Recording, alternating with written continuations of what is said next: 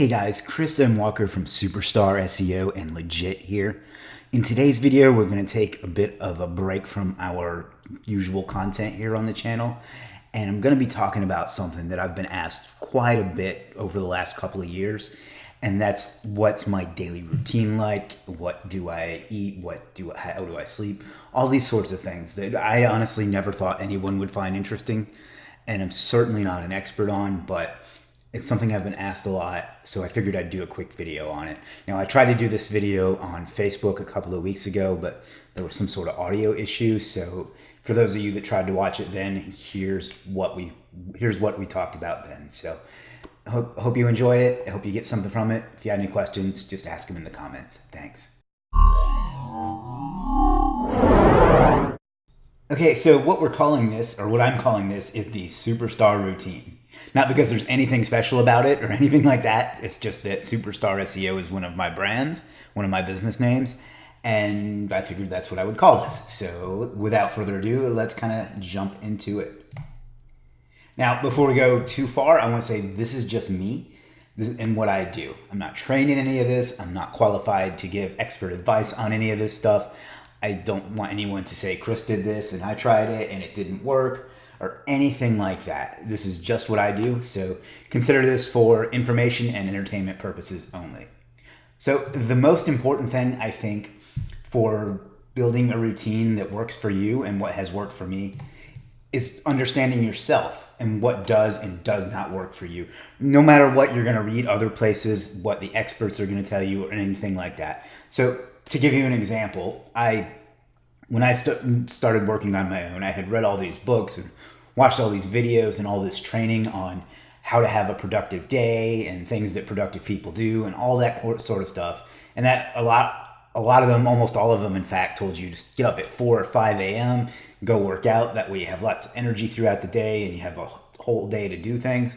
And I tried that for the first couple of weeks and it just didn't work. I was tired the whole time. I wasn't productive. I felt drained all day and it wasn't working for me. And that's because I've always been more productive later in the evening. It turns out there's some science to this too. I'm not gonna get into all that, but my point is figure out what works for you and don't fight it, even though some other people may tell you that's not the right way to do it. But understand yourself, do like Gary Vaynerchuk says, and realize your DNA and where your strengths are, and just don't fight it, just embrace it and maximize it. So that's the most important thing, I think, out of all of this. So next up, I'm just going to give you kind of an outline. I wake up around 9 a.m., usually between 8 and 9, and then I get up and do all the basic, shower and all that stuff. I have some coffee or the occasional energy drink when I want to change it up, although I always get the 0-calorie ones. Then I see if anything has exploded overnight. What I mean by that is there a site down? I don't know, has a customer's ranking completely evaporated? Stuff like that, just making sure that there's no emergencies to attend to. Then I check in with my team and my contractors on anything that they need. And when I say contractors, I mean people that I work with on a frequent enough basis that they're borderline part of the team, but not like officially. And I just make sure that they all have everything that they need in order to do their job and be as successful as possible. Then I check the previous day's results, ads, all that stuff. I don't get too obsessed about that. And well, let's be honest, I do get a little obsessed about it, but not as much as some people, but probably more than I should. Then I reply to any urgent messages, whether it's Facebook, email, what have you. Then I just do whatever it is I have scheduled that day. I do a wide variety of different things, and I just kind of I guess by this point it's like 10 or 11. It's probably about 10 usually. And then I just work on that until 5 or 6, maybe 7 sometimes. Then I have dinner. Then I do a little bit more work to let that digest. Then I work out for usually an hour or two, just depending on, I don't know, nothing in particular. Then I do some more miscellaneous work. And when I say miscellaneous work, I don't mean anything super important or super challenging or anything that requires a ton of brain power, because by that point you've used up, I don't know what it's called, but whatever part of your brain it is that you need to be highly productive and creative, that's pretty much tapped by that point. So at that point I just do any odds and ends that need to be done. Then I just chill for a little bit. and then I go to sleep around 2 a.m. Although lately that's been closer to 12. Been getting a lot more sleep lately, so that's good. Then there are certain days of the week where I have to do certain things. For example, on Monday, I pay, and this is unique as far as I know, but I pay everyone for the week in advance. What I mean by that is what you're paid for on Monday is what you do from Monday till Sunday. So instead of waiting until you've already been paid. Maybe that's because I come from a freelancing background and I'm used to getting paid up front, but I find people really appreciate that. So that's kind of what I do. Then I send out a weekly update to my team, and this is just kind of like a video I make where I tell them everything that we did last week, everything that we got going on this week, and just kind of talk to them a little bit to help build that rapport and that cooperation and things like that. Then I scheduled social media content for the week, in the Facebook groups and some other things through Agora Pulse is kind of the tool I like to use for that. That said, I often forget to do that, so I end up doing it as needed. So that's something I try to do on Mondays. I don't always succeed. Then I have a standing meeting with the Legiit development team where we just talk about problems we may be having, things that are in development, things that we're ready to roll out, stuff like that. So that's kind of what Monday is like.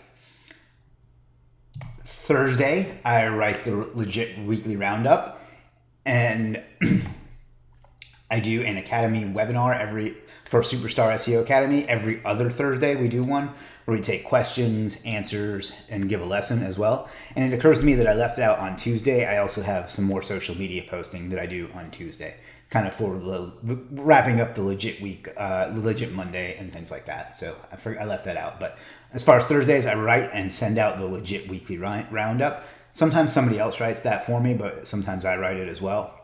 And then we do the Academy webinar. Then Friday, I say you're looking at it because originally this was done as a weekly show I do on Facebook in my Facebook group and page, but I do what was then called an AMA, but I'm in the process of renaming it. But basically, I just get on for an hour and answer some questions, maybe have a guest, do some lessons, things like that. I do that every Friday at 3 p.m. Eastern. Then I watch on Facebook, Zach Morris is Trash. This is a Facebook show that I find absolutely hilarious.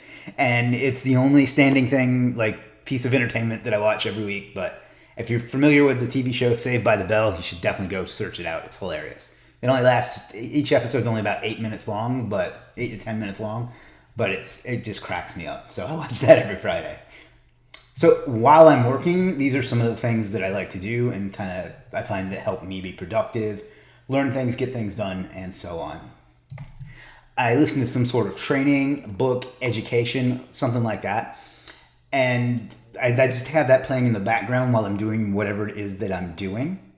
And then later on, maybe while I'm eating dinner or while I'm chilling, I just watch it again so I can actually pay attention and get the details that my subconscious didn't pick up while it was playing in the background. This has worked really well for me. This is one of those things that I was told will not work, but this is how I've learned most of the skills that I've learned. So that's what works well for me. If I'm not doing that, I have one song, and it's not any particular song. It varies from time to time.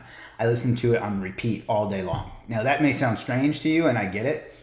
But for me, what that has done is it helps me get into kind of a rhythm, and I keep hitting the same beats as the same parts of the song come up. So maybe that's weird. I don't know, but it's something I do.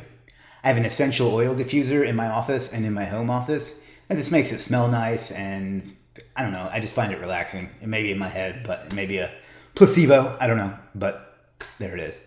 I try to ignore emails and my phone, and I'm working on spending less time on social media, although that needs some work. But I definitely ignore my phone, as any of you who have ever tried to call me may know. And emails, I try not to respond to them except for at certain times of the day. So that helps me stay focused and not get out of rhythm and get done the things I need to get done. Weekends, I do errands and chores and stuff I need to do around the house and in my personal life and things like that. I do minimal amount of, not zero amount of work. I do a little bit of work, not much, just enough to keep things going and to keep my head in it a little bit. But I try to take it as easy as possible. And I do something I enjoy, whether it's, go to a movie, have dinner with my family. What else?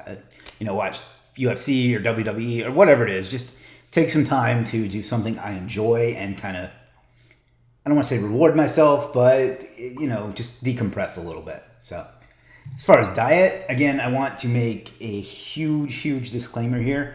This is just what I do. I have no authority on this. I have no training on this. I have very little experience other than what I've done myself. So take everything I say here with a grain of salt. And, if you disagree with me, I'll be happy to have a civil discussion with you. But I also don't need a ton of medical experts jumping in the comments because, like I said, I'm just telling you what works for me. I don't eat until 5 p.m. Sometimes it's late, even later than that. The reason for that is that I feel like I don't like the big interruption in the middle of the day of eating breakfast or lunch. It's not any like intermittent fasting type of thing or anything like that. It's just, I find that it helps control my mood and I waste less time that way. I eliminate bad carbs entirely. What I mean by that is stupid stuff like soda and snacks, cake, sugar, anything that we consider junk food, potato chips, whatever. I don't eat anything like that. And I limit good ones to like certain types of vegetables like broccoli, asparagus, kale, things like that. And basically I try to keep my carbs around 20 to 30 grams a day and lower. And that's actually helped me lose about 25 pounds over the last few months. So it's good. I eat clean organic food that's high in fat and moderate in protein, mostly vegetables, but there is, some chicken and some tuna fish in there as well. I drink a lot of water. I don't have a certain amount that I drink, but probably 4 or 5 bottles a day of either distilled water with some salt added to it, for some electrolytes, or spring water, which I like Deer Park, which I just enjoy the taste of more. So that seems to help a lot. And then I try not to eat 2 hours before I go to sleep, if possible. Depending on what happens that day. Sometimes I don't, but I find I get a much more restful sleep when I do that. So that's that. Supplements. Again, disclaimer, I have no expertise in this.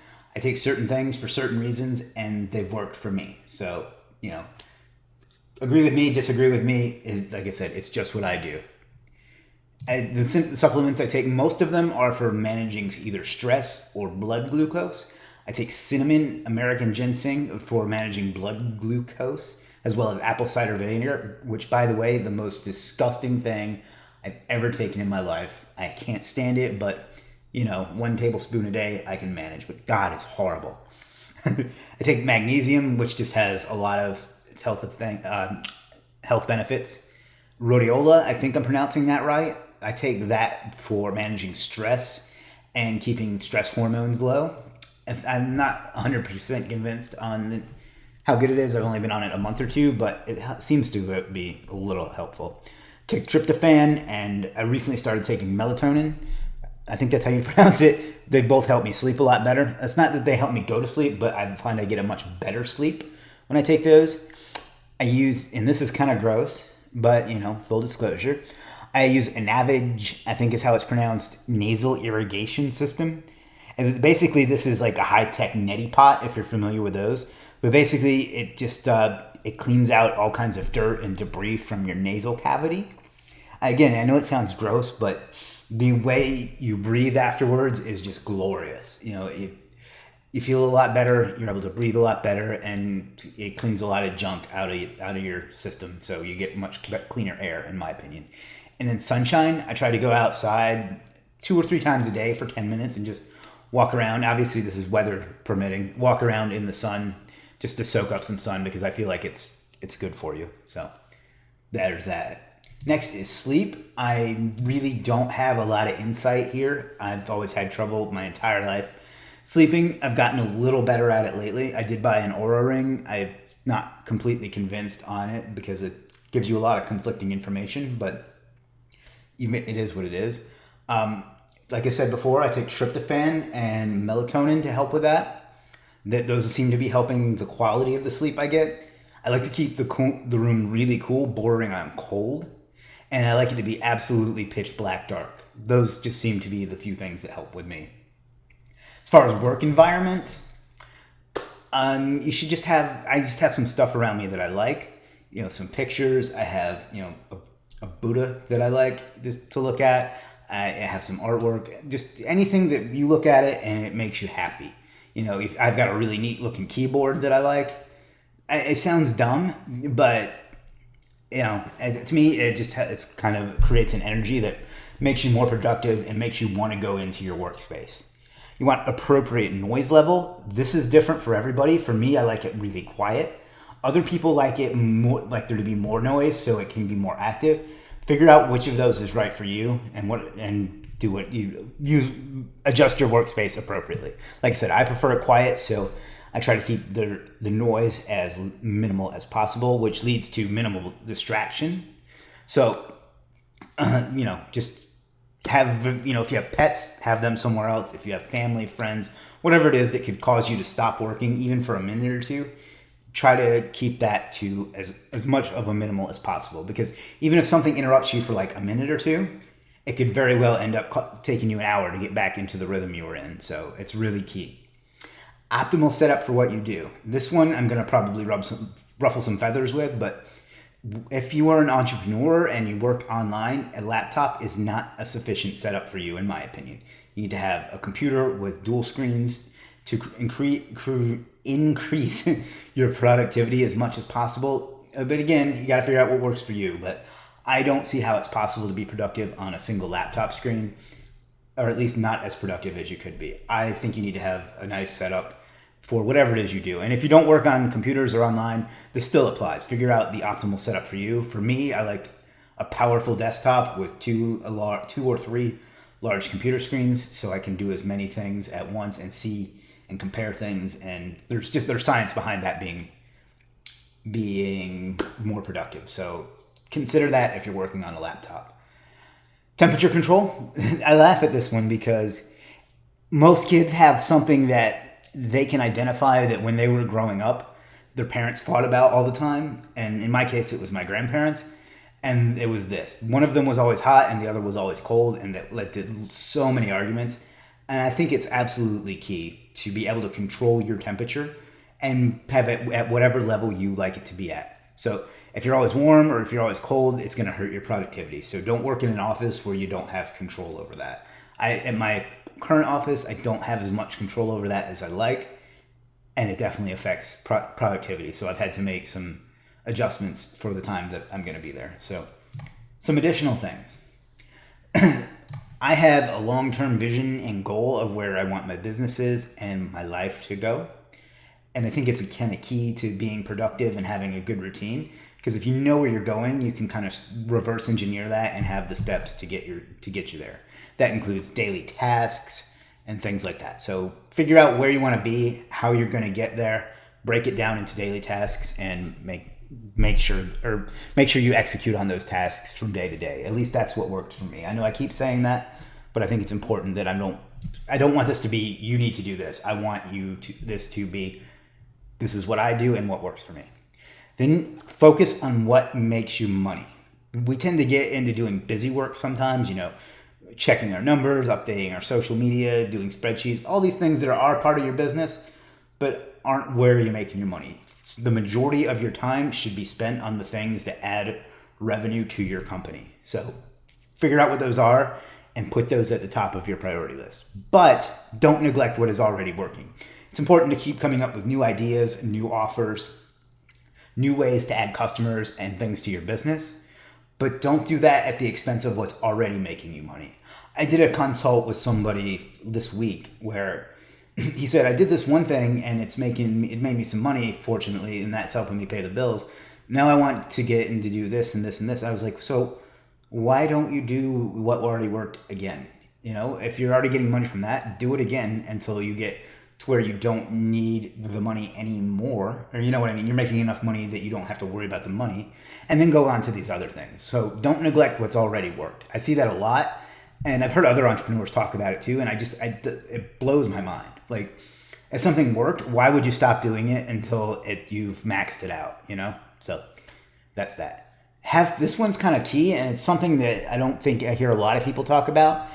Have people that are outside of your business that you can talk to about your business. The insight that a good friend or your parents or whoever, maybe it's the guy that you buy coffee from every morning, I don't know. But having somebody like that you can talk to that has no stake in the game and maybe knows you in a way that you don't know yourself is invaluable. I have a good friend that I have in mind for that is my version of this.